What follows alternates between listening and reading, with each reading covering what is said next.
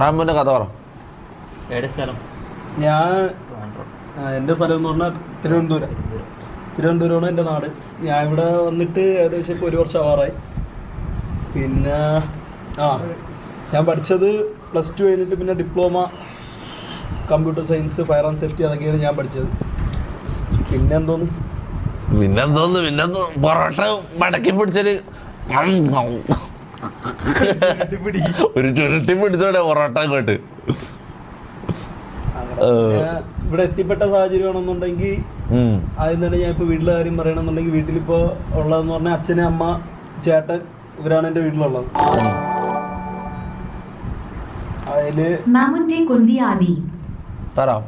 അതിലെന്ന് പറയുമ്പോഴത്തേക്ക് ആദ്യമായിട്ട് ഞാൻ ഇപ്പം എന്നെ കുറിച്ച് പറയുമ്പം എനിക്ക് സത്യം പറഞ്ഞാൽ എനിക്ക് വേറെ ആരുമില്ല. ഞാനെന്ന് പറഞ്ഞാൽ എൻ്റെ ഇവിടെ നിയാദിൻ്റെ അടുത്ത് ഞാൻ പറഞ്ഞിട്ട് എനിക്ക് എൻ്റെ വീട്ടിൽ ഞാനെന്ന് പറഞ്ഞാൽ അഡോപ്റ്റഡ് ചൈൽഡാണ്. എന്നെ എടുത്ത് വളർത്തിയതാണ്, കൊച്ചിലെ എന്നെ എടുത്ത് വളർത്തിയതാണ്. ഞാൻ ഇതറിയണ എൻ്റെ ഒരു 24-ാമത്തെ വയസ്സ്, 24 അല്ല, ഒരു 23 വയസ്സായ സമയത്താണ് ഞാൻ ഇത് അറിയണത്. ഒരു 3 വർഷം മുമ്പ് ആ സമയത്താണ് ഞാൻ ഇത് അറിയണത്, ഈ ഒരു കാര്യം അറിയണത്. പിന്നെ ഞാൻ എന്തോന്നു ആ സമയത്ത് ഞാൻ അറിയേണ്ട സാഹചര്യം എന്ന് പറഞ്ഞാൽ ഞാൻ 23 വയസ്സൊക്കെ ആയപ്പോഴത്തേക്ക് എന്തൊക്കെയോ ഞാൻ ഇങ്ങനെ ബിസിനസ് കാര്യങ്ങളൊക്കെ ചെയ്തു. നിങ്ങൾക്ക് ഇത് ആർക്കും അറിയില്ലായിരുന്നല്ലോ. ഞാൻ ഇവിടെ നിങ്ങൾ രണ്ടുപേരും ഉണ്ടായിരുന്ന ആ ഒരു സമയത്ത് ഞാൻ പറഞ്ഞ വേറെ ആർക്കും ഞാൻ ഇവിടെ ഇതുവരെ പറഞ്ഞിട്ടില്ല, വേറെ ആർക്കും ഇത് അറിഞ്ഞുകൂടാ. അങ്ങനെ ഒരു 23 വയസ്സ് ആ ഒരു പ്രായമുള്ള സമയത്താണ് ഞാൻ അറിയണത്. കൊച്ചിലോട്ട് ഇതിനു മുമ്പേ അറിഞ്ഞിരുന്നെങ്കിൽ അതിനനുസരിച്ച് വളർന്നു വരായിരുന്നു. അപ്പം പെട്ടെന്ന് പിന്നെ ആ ഒരു സമയത്ത് അറിഞ്ഞപ്പോഴത്തേക്ക് അത്രയും നാൾ നമ്മൾ എന്തോന്ന് അച്ഛൻ, അമ്മ, ഇല്ലെങ്കിൽ വീട്ടുകാർ, ബന്ധുക്കൾ എല്ലാവരും വിളിച്ചുകൊണ്ടിരുന്ന പെട്ടെന്നൊരു സിറ്റുവേഷനിൽ അവരൊന്നും നമ്മളെ ആരും അല്ലെന്ന് അറിഞ്ഞപ്പോഴത്തേക്ക് ആ ഒരു ഡിപ്രഷൻ സ്റ്റേജിലോട്ടായിപ്പോയി. 1 വർഷം ഞാൻ ഇത് അറിഞ്ഞതിന് ശേഷം 1 വർഷം ഞാൻ വീട്ടിൽ തന്നെ ഇരുന്നു. പുറത്തു പോയിട്ട് കൂട്ടുകാരന്മാരെ അല്ലെങ്കിൽ പിന്നെ നാട്ടുകാരെ ഒന്നും ഫേസ് ചെയ്യാനൊക്കെ എനിക്ക് ഭയങ്കര മടിയൊക്കെ ആയിരുന്നു. ഞാൻ വീട്ടിൽ തന്നെ ആയിരുന്നു.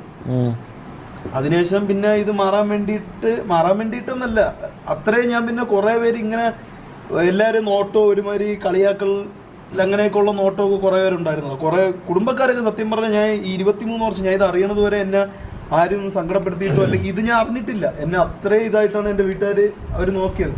വീട്ടിൽ അവർക്ക് സ്വന്തമായിട്ട് മൂത്ത മോനുണ്ട്, എൻ്റെ ഒരു ചേട്ടനുണ്ട്. അത് കഴിഞ്ഞിട്ടാണ് എന്നെ എടുത്ത് വളർത്തിയത്. എന്നെ കൊച്ചിനെ എനിക്ക് ഇതൊന്നും അറിഞ്ഞുകൂടായിരുന്നു. ഞാൻ ഒരു സിറ്റുവേഷൻ എത്തിയപ്പോഴാണ് ഞാൻ ഇതൊക്കെ മനസ്സിലാക്കിയത്. പിന്നെ അതിനുശേഷം അതിനുശേഷം ഞാൻ പുറത്തോട്ട് പോയി. ഇതെല്ലാം മറക്കാൻ വേണ്ടിയിട്ട് ആ ഒരു ഇതിന് വേണ്ടിയിട്ട് ഇവരെന്നെ പുറത്തോട്ട് വിട്ട്, ദുബായിലോട്ട് വിട്ട്. അവിടെ പോയി നിന്നിട്ടും ജോലിക്ക് പോയിട്ട് എന്നെ കൊണ്ട് അവിടെ ജോലി ചെയ്യാനൊന്നും പറ്റിയില്ല. ഈ ഒരു ഡിപ്രഷൻ അടിച്ചിട്ടുള്ള ഒരു ഇതുകൊണ്ട് ഞാൻ 1 വർഷം കഴിഞ്ഞപ്പോഴത്തേക്ക് തിരിച്ചു വന്നിട്ട് വീട്ടിൽ നിൽക്കാനും എന്നെ കൊണ്ട് പറ്റിയില്ല. എനിക്ക് വീട്ടിൽ നിൽക്കണമെന്നുണ്ടായിരുന്നു, പക്ഷെ വീട്ടിൽ നിൽക്കാനും എന്നെ കൊണ്ട് പറ്റിയില്ല. എല്ലാവരെയും കാണുമ്പോൾ ഒരാൾക്കാർ ഫ്രണ്ടിൽ കൂടെ ഇങ്ങനെ നമ്മളെ നോക്കി നടന്ന് വെറുതെ ചിരിക്കണായിരിക്കും. അത്രയും നാൾ ചിരിച്ചതാണെങ്കിൽ ചിരിക്കുമ്പോഴായിരിക്കും. പക്ഷേ പിന്നെ ആയപ്പോഴത്തേക്ക് ആ ചിരിയൊക്കെ വേറൊരു രീതിയിൽ കളിയാക്കി ചിരിക്കുന്നതാണോ എന്നൊക്കെ ഉള്ളൊരു തോന്നൽ, അങ്ങനെയൊക്കെ ഒരു സാധനം വരാൻ തുടങ്ങി.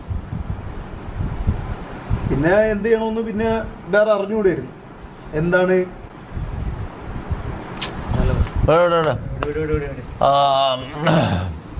അങ്ങനെ അറിഞ്ഞുകൂടായിരുന്നു. പിന്നെ വീട്ടിൽ നിൽക്കാൻ പറ്റിയില്ല. വീട്ടിൽ നിൽക്കാൻ പറ്റാത്തൊരു സിറ്റുവേഷനിലാണ് ഞാൻ പിന്നെ വീട്ടിൽ നിന്ന് ഇറങ്ങിയിട്ട് ഞാൻ ഇത് കണക്ക് ജോലി നോക്കിയിട്ട് എനിക്ക് ആദ്യമൊന്നും നാട്ടിൽ നിൽക്കാൻ പറ്റില്ല. തിരുവനന്തപുരത്ത് എനിക്ക് നിൽക്കേണ്ട എന്നുള്ളൊരു സിറ്റുവേഷനിൽ തന്നെ ഞാൻ എത്തിയത്.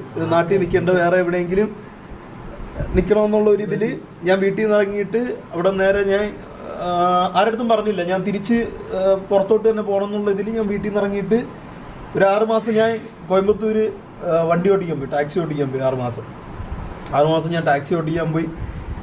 വേറെ വരുമാനമൊന്നുമില്ല വീട്ടിൽ നിന്ന്. പിന്നെ ചോദിക്കാൻ പറ്റൂലെന്നല്ല, ചോദിച്ചാൽ തരും, പക്ഷെ എല്ലാവരും ചോദിക്കാനൊക്കെ ഒരു മടി.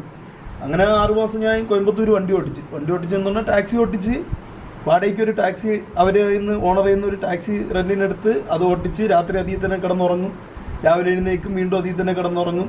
അങ്ങനെ ഒരു 6 മാസം പോയി, മാക്സിമം പോയി പിടിച്ചു നിന്ന്. എന്നിട്ടും പിന്നെ പറ്റാത്തൊരു സിറ്റുവേഷൻ വന്നപ്പോഴത്തേക്കാണ് ഞാൻ ഇങ്ങനെ അവസാനം ഞാൻ ഇവിടെ എത്തി പറഞ്ഞത്.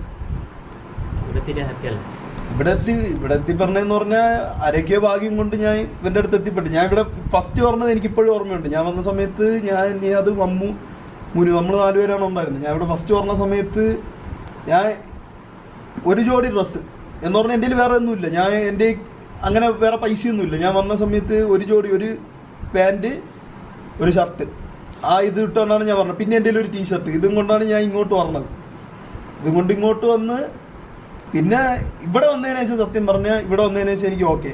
എല്ലാവരും കുറേ നാളുകൊണ്ട് ചോദിച്ചു എന്ത് ഡിപ്രഷൻ, എന്താണ് കാര്യം, എന്താണ് ഇതൊക്കെ ചോദിച്ചു. ഞാൻ 1 മാസം മുമ്പ് വീട്ടിൽ പോയിരുന്നു, ഓർമ്മയുണ്ടോ? ഞാൻ 1 മാസം മുമ്പ് വീട്ടിൽ പോയിരുന്നു. വീട്ടിൽ പോയപ്പോഴത്തേക്ക് എനിക്കറിയാമെന്നുള്ള ഒരു അത്രയ്ക്ക് വേണ്ടപ്പെട്ട ഒരാൾ തന്നെ, പക്ഷേ എന്തോന്ന് എനിക്ക് അത്രയ്ക്ക് അറിയാമെന്നുള്ള ഒരാൾ തന്നെ.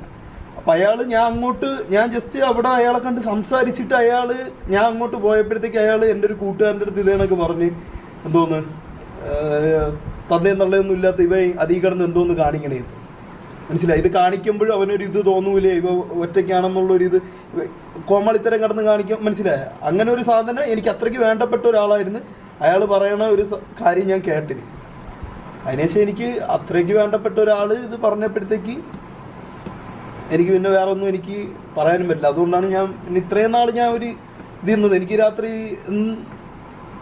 ഉറങ്ങണേൻ്റെ എനിക്ക് ഇങ്ങനെയുള്ള ഇതാണ്. പക്ഷെ അന്ന് അയാൾ ചോദിച്ചപ്പോൾ എനിക്കതിന് മറുപടി പറയാൻ പറ്റിയില്ല.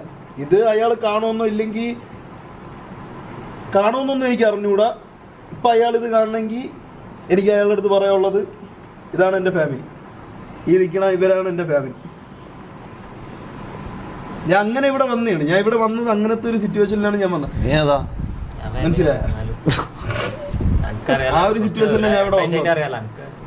നീ അത് വിട്, നമുക്ക് ചില്ല, നമുക്ക് ഫൺ കാര്യങ്ങളൊക്കെ കോമഡി പറ, കോമഡി. ഇവിടെ വന്നിട്ട് ഞാൻ മൊത്തം ഹാപ്പിയാണ്. കാരണം ഞാൻ ഇവിടെ വന്നിട്ട് ഞാൻ പറഞ്ഞില്ല, ഞാൻ അങ്ങനത്തെ ഒരു സിറ്റുവേഷനിൽ ഇവിടെ വന്നിട്ട് ഞാൻ ഫസ്റ്റ് ഇവിടെ വന്ന് 2 ദിവസം ഞാൻ വന്ന് ഒരു 2 ദിവസമായപ്പോൾ ഇവന്റെ അടുത്ത് മാത്രമേ ഞാൻ ഇത് പറഞ്ഞിട്ടുള്ളൂ. ഞാൻ വേറെ ആരുടെ അടുത്തും പറഞ്ഞിട്ടില്ല. പിന്നെയാണ് ഷമീർ ഇത് അറിഞ്ഞത്. അപ്പം ഞാൻ ഇവന്റെ അടുത്ത് പറഞ്ഞ്, ഞാൻ അന്ന് ഷമീർ ഇല്ല, ഞാൻ വന്ന് 2 ദിവസമായി. ഞാൻ ഇത് ഇവന്റെ അടുത്ത് പറഞ്ഞ് അത്ര ഇത് ഇവ എന്നെ അപ്പോഴും തന്നെ എനിക്ക് ഡ്രസ്സ് ഞാൻ പറഞ്ഞില്ല, ഈ 2 ഡ്രസ്സും കൊണ്ടാണ് ഞാൻ ഇവിടെ വന്നത്. എനിക്ക് ഡ്രസ്സ് കാര്യങ്ങൾ എനിക്കിവിടെ ഇനി കിട്ടാത്തതായിട്ടൊന്നുമില്ല, എനിക്കിപ്പോൾ കിട്ടാത്തതായിട്ടൊന്നുമില്ല. ഇപ്പം ഞാൻ അത്രയും ഹാപ്പിയാണ്.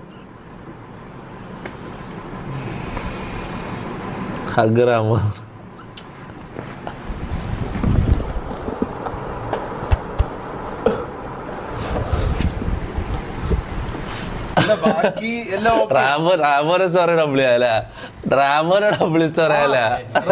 പേരൻസ് ഞാൻ പറയട്ടെ, എന്നെ അവർ എടുത്തു വളർത്തിയതാണെന്നുണ്ടെങ്കിലും എനിക്ക് ഇന്നേ വരെ അവർ ഒരു കുറവും വെച്ചിട്ടില്ല. അവരെന്നെ കാണുന്നത്, എന്നെ നോക്കണേന്ന് പറഞ്ഞാൽ അവർ ആ കുടുംബം തന്നെ, എൻ്റെ അച്ഛൻ്റെ ഫാമിലി ആയാലും അമ്മയുടെ ഫാമിലി ആയാലും വേറെ ആരെയും ഞാൻ പറയില്ല, അവരെ കുടുംബം എന്നെ നോക്കണേന്ന് പറഞ്ഞാൽ അത്ര ഇതായിട്ടാണ് നോക്കണം. എൻ്റെ അച്ഛൻ്റെ അനിയനൊക്കെ എന്നൊക്കെ പറഞ്ഞാൽ അവരെ മക്കളെ നോക്കണേയും കാട്ടി സ്നേഹത്തിലാണ് എന്നെ നോക്കിയിട്ടുള്ളത്.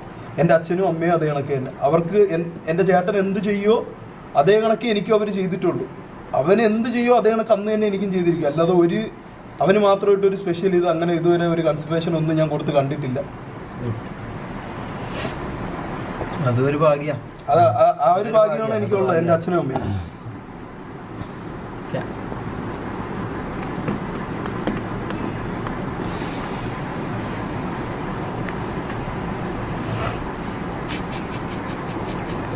നീ ചിരിച്ചടാ റാമോ, ചിരിക്കടാ.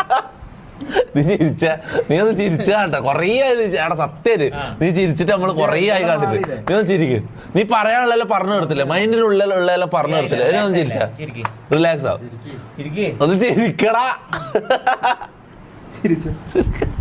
ചിരിക്കട വലിയ വിട് അവന്റെ ഒരു ദിവസം കൂടി റിക്കവർ ആട്ടെ. ഓക്കെ.